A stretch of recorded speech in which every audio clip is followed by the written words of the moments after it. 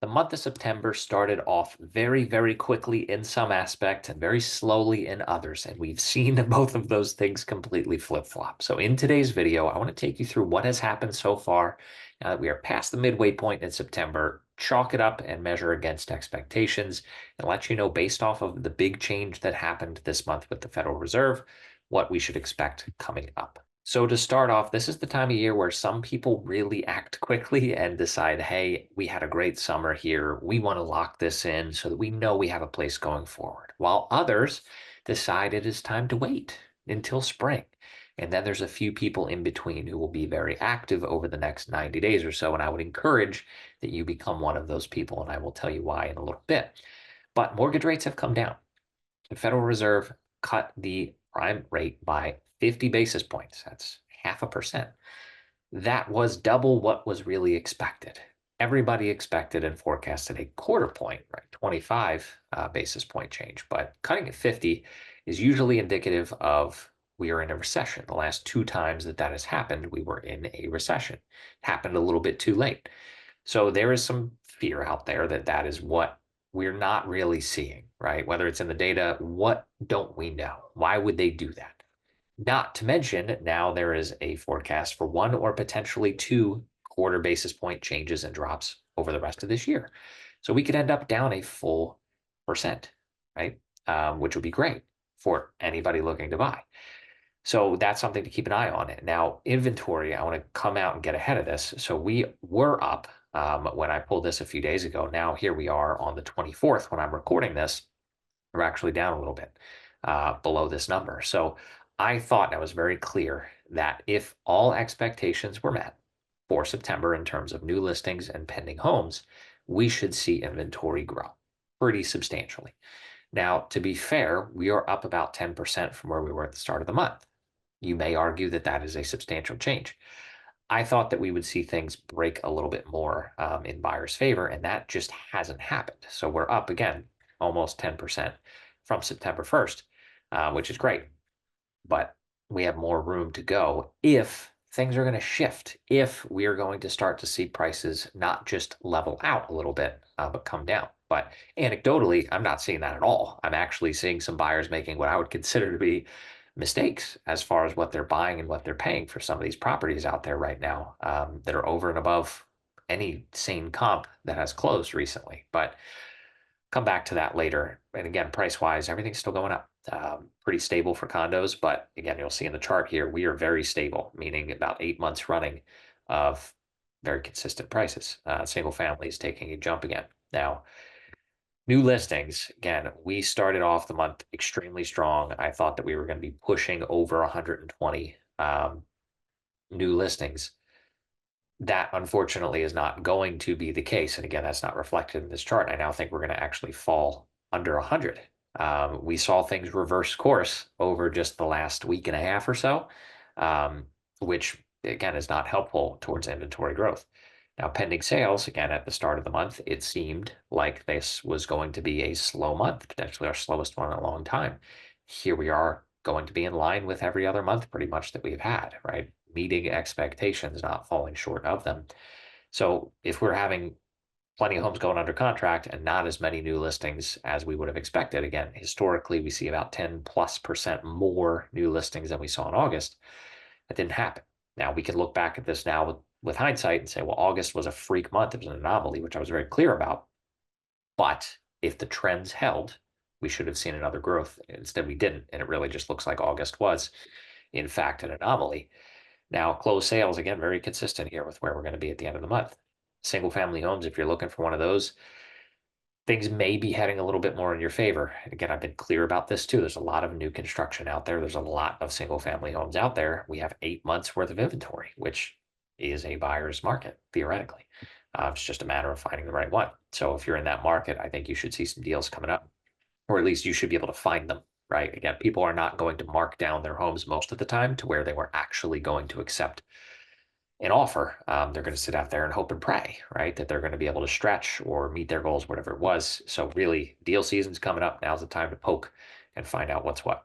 Again, single families here, big jump up. And after that lull that we had throughout 2020, the end of 2023 and beginning of 2024, really, if we took out 1 or 2 bad months where that median sale price was pretty low, this would have been remarkably consistent and flat as well for the better part of 2 years before now we're seeing an increase, which again is due to the new construction being the prevalent type of single family home that has been selling recently.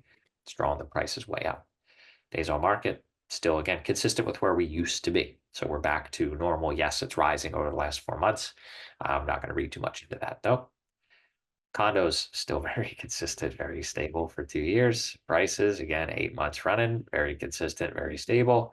Despite having that long run up, we've really hit an equilibrium there where I think people know what to expect.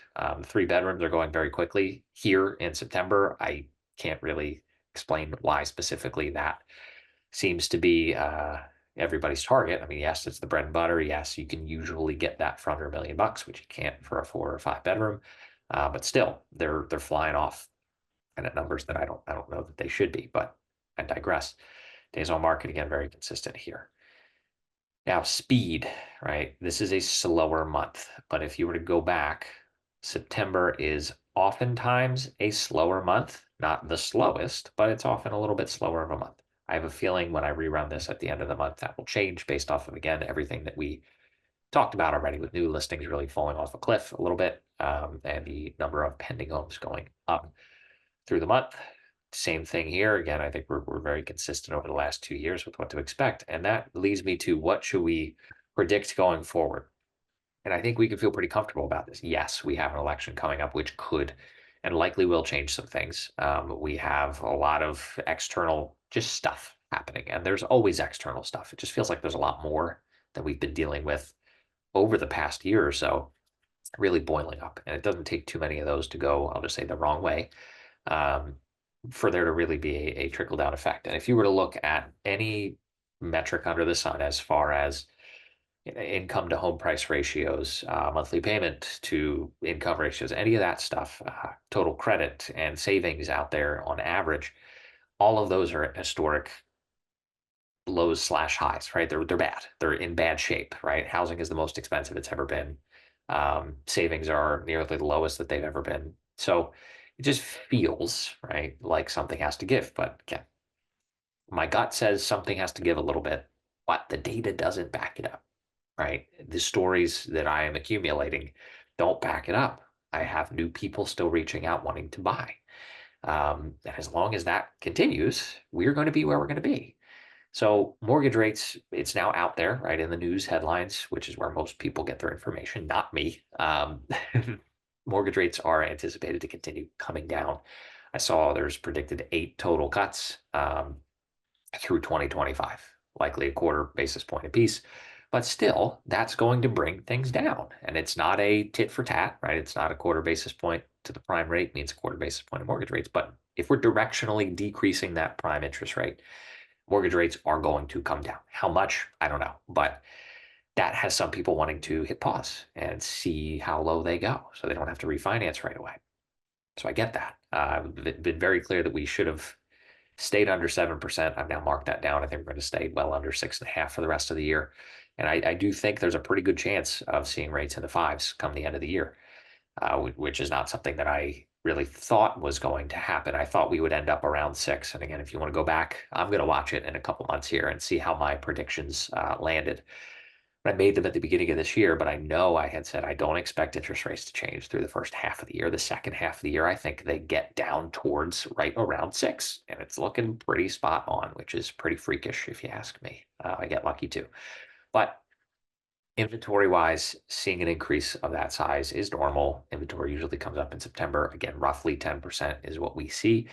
Now, we've seen fewer new listings. That's resulted in fewer total going under contract compared to the same period of time last year. This is the same story pretty much consistently over the last few months. And again, I feel like a broken record at times, but some people are still waiting for the bottom to fall out, right? They're waiting for me to come out here and say, hey, prices are going to drop. And I can't say that. I don't see that happening. Could we get caught off guard with a freak event? Sure, we always could. They could really shift the market, but there's nothing that I have seen that would give me any confidence to say anything like that, which makes deal season the most important time of the year if you're looking to get a home in Ocean City. Number one, home sale contingencies, with a lot of people have, right, who are current owners in Ocean City most of the time, or they're doing a 1031 exchange from an investment property that they own somewhere else. If you wait till spring, there's a much lower likelihood that you're going to be able to get an offer accepted that has a home sale contingency. And if you want that to happen, you're generally going to have to pay the seller to take on the risk. You're going to have to pay more than you probably would have if you didn't have the contingency. Everybody wants it both ways. You generally can't have that happen. Now, here we are going into deal season where a lot of buyers are going to not be out there. They're going to wait until the spring. You have an opportunity to potentially get one accepted. And again, you still probably are going to have to pay a hair more with the contingency to lock it up, but not as much. And your likelihood of securing the home that you want goes way up. Most of the inventory out there that's under contract, I feel like, has a home sale contingency attached to it. I was just talking to an agent this morning about a property still showing active out there, but is technically under contract with a home sale contingency. And I asked if that buyer's property that they're selling is also under contract already. So again, are you likely to close on time for that? She said, so there's a contingency on this one. There's also a home sale contingency on that buyer's property. Now, I don't know if that goes a third layer. I didn't keep digging, but the dominoes stack up this way sometimes. So if you have a home sale contingency, this is the time to really start taking a hard and thorough look. And if you don't, there's a lot of frustration that I've had clients deal with, that where they wait until the spring and they lose number one, they lose number two, they lose number three, and ultimately just say, you know what, screw it, I'm just going to stay put. And that's fine. That's totally fine. But strategically, there are times where you can get your contingencies accepted. As long as inventory is staying under 300, which now I believe that it is going to, as much as I was fairly optimistic, hopeful is probably the better word, that we would cross that 300 threshold at some point this year. I'm not seeing it, unless we break so hard from historical norms of the inventory that we see come on in October and November.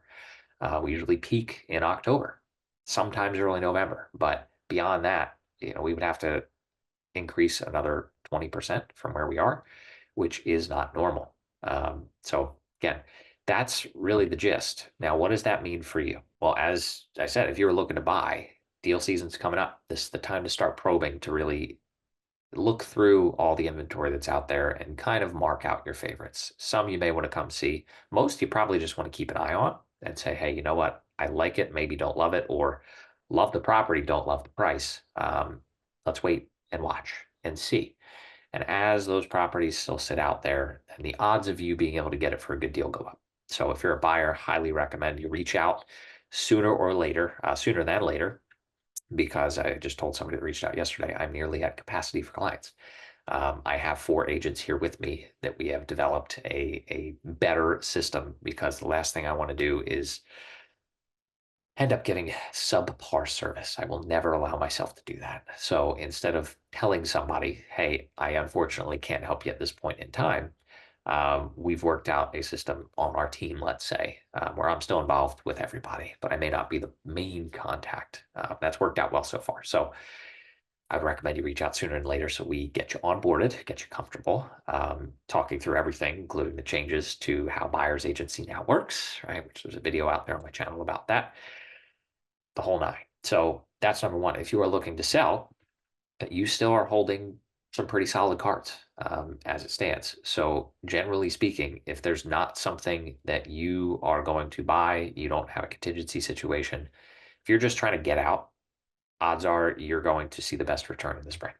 That's just how it generally works. In the fall is for people who really can't hold out, or they want to capitalize and realize their gains before the end of the year for tax purposes. It's really situational, right? What timing would be best for you? Market-wise, things are still looking good. Rates coming down only helps. So really, I would encourage you to, again, to reach out. We'll talk through your personal situation. I've talked to plenty of people, I'll say, out of listing right away. That's what they thought was going to be the right thing for them, but then learning more about their situation, we strategized a little bit differently. And some people never sold. They turned their property into a rental unit, and now they have income that they don't have to, lose out on that just because they're not going to be able to spend time here over the next few years. So Happy to help however I can. All my contact info is in the description. Any questions or any thoughts, any surprises, drop them in the comments. As always, I appreciate you hanging out with me, and I will see you on the next one.